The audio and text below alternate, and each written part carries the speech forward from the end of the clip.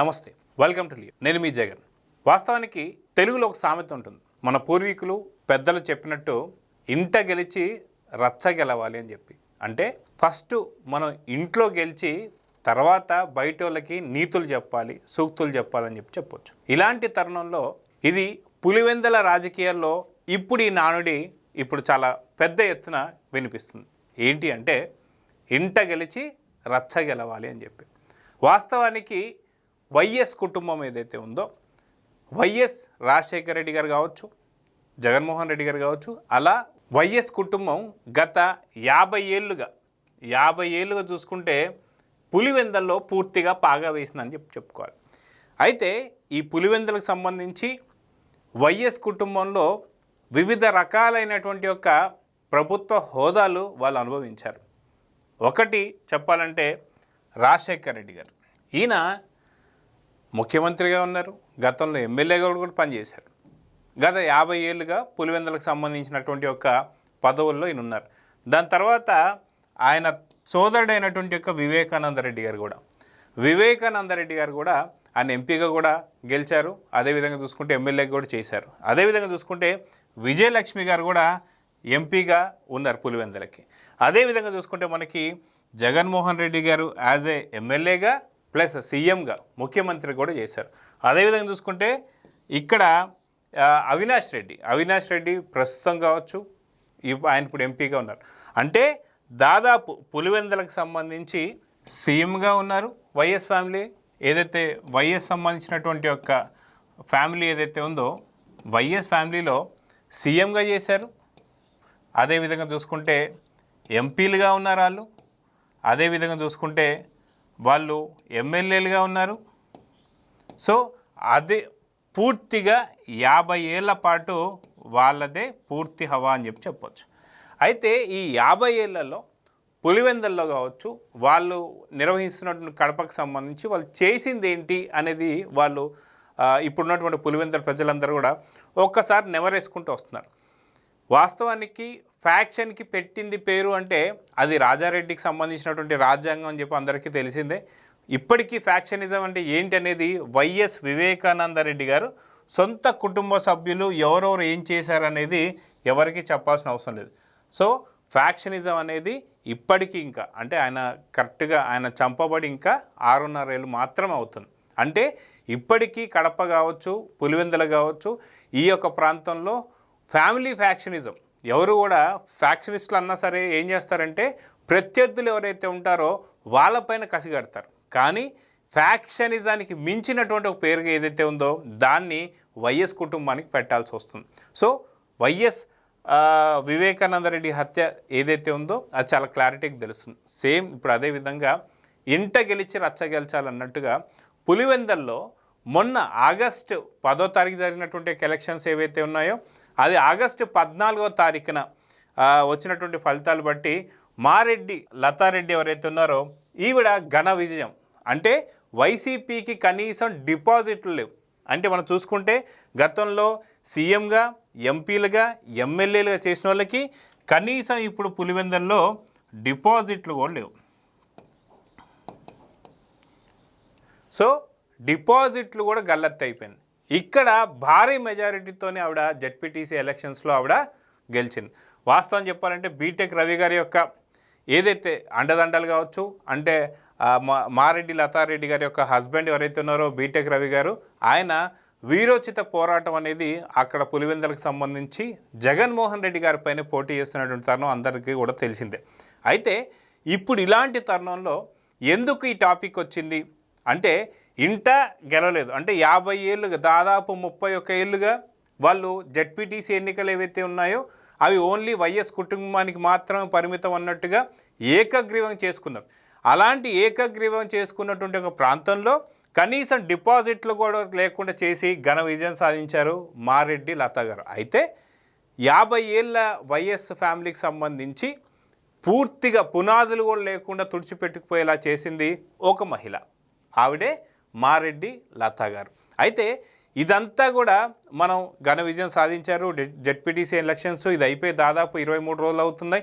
కానీ ఎందుకు ఇప్పుడు ఈ టాపిక్ వచ్చిందంటే చాలా సింపుల్గా జెడ్పీటీసీ ఎలక్షన్స్ టైంలో మారెడ్డి లతా గారు ఎవరైతే ఉన్నారో వారు ఒక హామీ ఇచ్చారు అక్కడ ఉన్న ప్రజలకి. అక్కడ నల్లపరెడ్డికి సంబంధించినటువంటి ఒక గ్రామ ప్రజలకు కావచ్చు, అక్కడ ఉన్నటువంటి ప్రజలందరికీ కూడా ఒక హామీ చేశారు. ఖచ్చితంగా మీకు నీరు తీసుకొచ్చేటువంటి ఒక బాధ్యత కూటమి ప్రభుత్వాన్ని అని చెప్పేసి అన్నారు. సో అన్నటువంటి ఒక సందర్భంలోనే దాదాపు 50 ఏళ్ళుగా వైఎస్ ఫ్యామిలీ ఏదైతే ఈ యొక్క పులివెందుల ప్రాంతంలో పాగా వేసిందో అక్కడ వాళ్ళు ఇచ్చినటువంటి హామీలు ప్రతిసారి తుంగలో తొక్కడం జరుగుతుంది. కానీ ఇక్కడ మారెడ్డి లతా గారు కరెక్ట్గా 23 రోజుల్లోనే అంటే దాదాపు ఆగస్టు 14 మనకు తెలుసు, ఆగస్టు 14న మనకి ఫలితాలు వచ్చాయి. ఫలితాలు వచ్చినప్పటి నుంచి ఇప్పటిదాకా చూసుకుంటే కరెక్ట్గా 23 రోజుల్లోనే ఆవిడ ఘన విజయం సాధించింది. ఎవరిపైన? అక్కడ వైఎస్ కుటుంబం పూర్తి ఎవరైతే ఉన్నారో ఇక్కడ ఉన్నటువంటి ఒక రాజశేఖర రెడ్డి గారు కావచ్చు, వివేకానంద రెడ్డి గారు కావచ్చు, విజయమ్మ కావచ్చు, జగన్ కావచ్చు, అవినాష్ కావచ్చు, వీళ్ళందరిపైన ఘన విజయం సాధించింది. ఎందుకు అంటే హంగ్రీ నివా సుజల స్రవంతి సంబంధించి ఈ యొక్క వాటర్ని ఎర్రబల్లె అనేటువంటి ఒక ప్రాంతానికి తీసుకొచ్చి పూర్తిగా సస్యశ్యామలం చేసేసారని చెప్పుకోవాలి.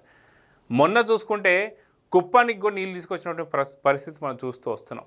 దాదాపు 750 కిలోమీటర్ల పైచిలుకు అంటే శ్రీశైలం దగ్గర నుంచి కూడా ఈ వాటర్ని తీసుకొచ్చేటువంటి ప్రయత్నంలో ఖచ్చితంగా చంద్రబాబు నాయుడు గారు భగీరథ ప్రయత్నం చేశారని చెప్పుకోవాలి. అలాంటి తరుణంలో మారెడ్డి లతా గారు 23 రోజుల్లోనే ఆవిడ చెప్పినటువంటి ఒక హామీలు నెరవేర్చి చంద్రబాబు నాయుడు గారి సహకారంతో నిజంగా నీళ్లు తీసుకురావడం అనేది చాలా అద్భుతం అని చెప్పుకోవాలి. అయితే ఇప్పుడు పులివెందల్లో ఉన్నటువంటి ప్రజలందరూ కూడా, కడపలో ఉన్నటువంటి ప్రజలందరూ కూడా వాళ్ళు ఇప్పుడు ఒకటే చర్చ నడుస్తుందంట. దాదాపు 50 ఏళ్ళుగా ఎన్ని కోట్లు వీళ్ళు తినేసి ఉంటారు, ఎన్ని లక్షలు వీళ్ళు తినేసి ఉంటారు, ఎన్ని కుటుంబాలను వీళ్ళు నాశనం చేసి ఉంటారు. సో ఖచ్చితంగా ఈ ఫ్యామిలీ వల్ల పూర్తిగా మనం నష్టపోయాం కాబట్టి సో వైఎస్ఆర్కి సంబంధించినటువంటి కంచుకోట అనుకుంటున్న ఒక పులివెందల మొన్న 31 ఏళ్ళుగా ఏకగ్రీవంగా ఎంచుకున్నటువంటి ఒక జెడ్పీటీసీ స్థానం కూడా ఇప్పుడు మారెడ్డి లతారెడ్డి గారు గెలుచుకోవడం తర్వాత కూటమి ప్రభుత్వంపై పూర్తి పాజిటివ్ వైబ్స్ వచ్చేసాయట.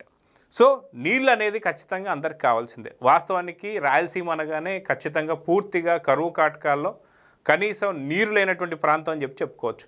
ఇలాంటి ప్రాంతానికి ఏదైతే హంగ్రీ నివా సుజల స్రవంతి ద్వారా చంద్రబాబు నాయుడు గారు చేపట్టినటువంటి ఈ యొక్క విజన్ ఏదైతే ఉందో ఆ విజన్కి మారెడ్డి లతా గారు ఇచ్చినటువంటి హామీలు ఏవైతే ఉన్నాయో నల్లపరెడ్డి సంబంధించినటువంటి గ్రామానికి కావచ్చు, వీళ్ళు ఇచ్చిన గ్రామానికి కావచ్చు, పులివెందుల ప్రజలందరికీ కూడా ఇప్పుడు పెద్ద పండుగ వాతావరణం నెలకొనింది.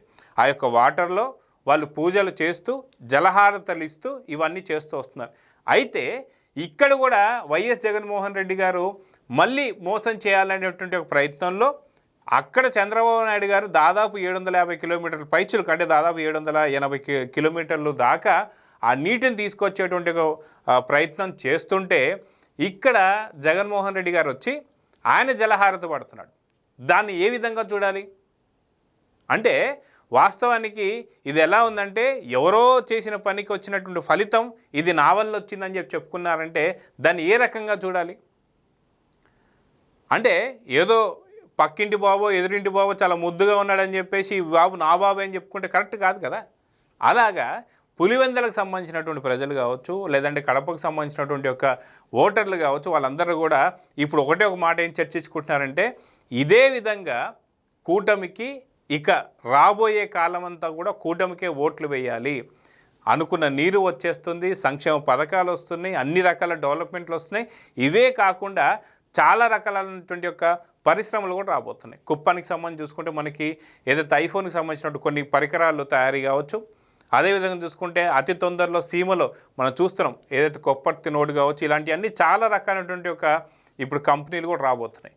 సో నిజంగా ఇవంతా చూసిన తర్వాత మారెడ్డి లతా గారు కరెక్ట్గా 23 రోజుల్లోనే అనుకున్నటువంటి హామీని నెరవేర్చి నీటిని వాస్తవానికి రాయలసీమకి నీరు అంటే ఒక పెద్ద వరం, అలాంటి వరాన్ని తీసుకొచ్చినటువంటి ఒక కూటమి ప్రభుత్వం పైన పులివెందుల ప్రజలు కావచ్చు, కడప ప్రజలు కావచ్చు, ఓటర్లు కూడా ఇప్పుడు ఒకటి మాట్లాడుతున్నారంటే ఖచ్చితంగా రాబోయేటువంటి ఎన్నికలు ఏవి ఉన్నా సరే అవి స్థానిక ఎన్నికలు కావచ్చు, లేదంటే సార్వత్రిక ఎన్నికలు కావచ్చు, లేదంటే పార్లమెంటరీ ఎన్నికలు కావచ్చు, ఏ ఎన్నికల్లో అయినా సరే వాళ్ళు ఒకటి డిసైడ్ అయిపోయి ఉన్నారని చెప్పి తెలుస్తుంది. సో కాబట్టి ఖచ్చితంగా ఇన్నాళ్ళు ఏదైతే కడప కావచ్చు, పులివెందుల కావచ్చు, వైఎస్ ఫ్యామిలీ యొక్క ప్రతాపం ఏదైతే చూపించారో అది పూర్తిగా డొల్లా అనేది అర్థమైపోయిన తర్వాత ఇంట గెలిచి రచ్చ గెలిచాలని చెప్పేసి అన్నారు. కాబట్టి ఖచ్చితంగా మొన్న జెడ్పీటీసీ ఎలక్షన్స్లో కనీసం డిపాజిట్లు కూడా రానటువంటి పరిస్థితిలో వాళ్ళు ఎలానో ఇంట్లో ఓడిపోయారు. కాబట్టి రచ్చ కూడా గెలవలేరని చెప్పేసి అయితే పులివెందులకు సంబంధించినటువంటి ప్రజలు కూడా చెప్తున్నారు. అదిగాక ఒక మహిళ వీరందరిపైన ఒక ఘన విజయం సాధించిందనేది చర్చ నడుస్తూ వస్తుంది. నిజంగా మారెడ్డి లతారెడ్డి గారికి శుభాకాంక్షలు, కృతజ్ఞతలు తెలియజేసుకుందాం. నమస్తే. Please subscribe to Leo News for more videos.